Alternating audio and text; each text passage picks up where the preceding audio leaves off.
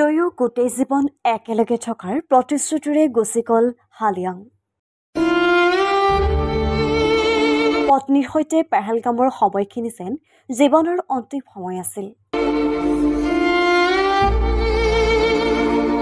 স্বৰ্গৰ সুখ বিচাৰি গৈ ঘূৰি নাহিল তেওঁ। অৰুণাচলৰ পৰা আনন্দৰে দুয়ো গৈছিল স্বৰ্গৰ সুখ আৰু আনন্দ বিচাৰি, কিন্তু ভবা নাছিল হয়তো স্বৰ্গতে যে ৰৈ আছিল নিয়তি। 22 এপ্ৰিলৰ সেই দিনটো যে কাল অমানিশা হ'ব হয়তো ভবা নাছিল দুয়োৱে। বায়ুসেনাত কৰ্মৰত আছিল অৰুণাচল জিলাৰ টাৰ্গী হালিয়াং। বিবাহৰ পিছত পত্নীৰ সৈতে কাশ্মীৰ ভ্ৰমণৰ বাবে গৈছিল টাৰ্গী হালিয়াং। পাহালগামত সন্ত্ৰাসবাদী আক্ৰমণত শেষ হৈ গ'ল দুয়োৰে সপোনবোৰ, ভাঙি গ'ল সপোনৰ ঘৰখন। পেহেলগামতেই নিথৰ হৈ পৰি ৰ'ল হালিয়াঙৰ দেহ। তাৰপিছত গুৱাহাটীলৈ অনা হ'ল অৰুণাচলৰ টাৰ্গী হালিয়াঙৰ নশ্বৰ দেহ।